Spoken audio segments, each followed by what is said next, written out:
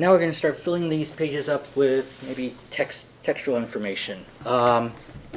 So probably the main thing first is the title of the project. So if it's your portfolio, maybe it's the title of your project, you know, the desert house or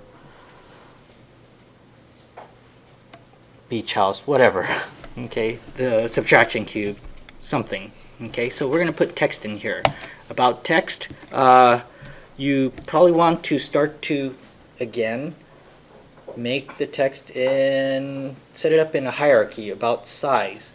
Okay, put the most important information as largest font size, and the least information or least important information as the smallest text size. So maybe the size of the project name would probably be up there in the bigger font size, right? So, and I could put it anywhere. I'm going to choose to place it right here.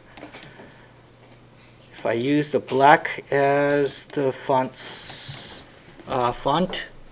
okay, and then for my text, I'm going to use, let's say, a 48 point text. Change it to a Arial font or a Helvetica if we had it.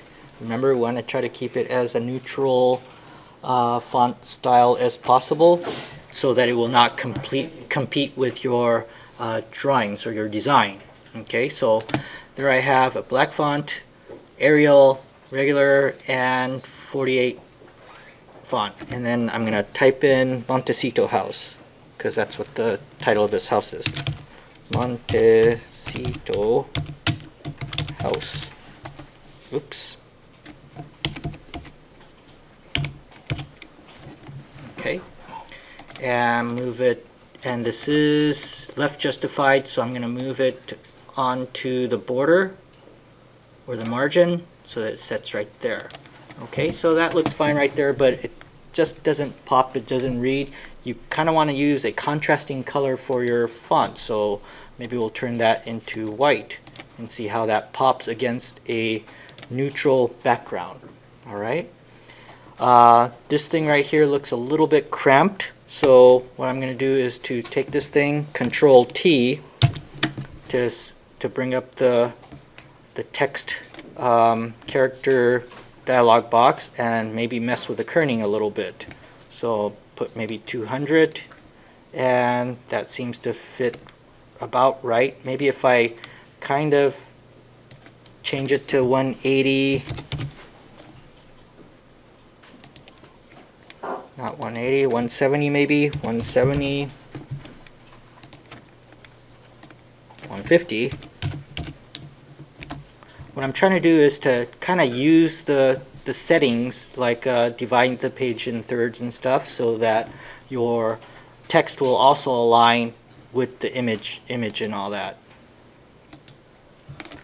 155. That looks pretty good. Okay, maybe I'll sharpen this a little bit more, but you get the general idea. When you put text, try to put the text, or when you put these titles type kind of stuff behind a background, always select to put it somewhere very neutral. You don't want to put this thing right where it's competing with your image.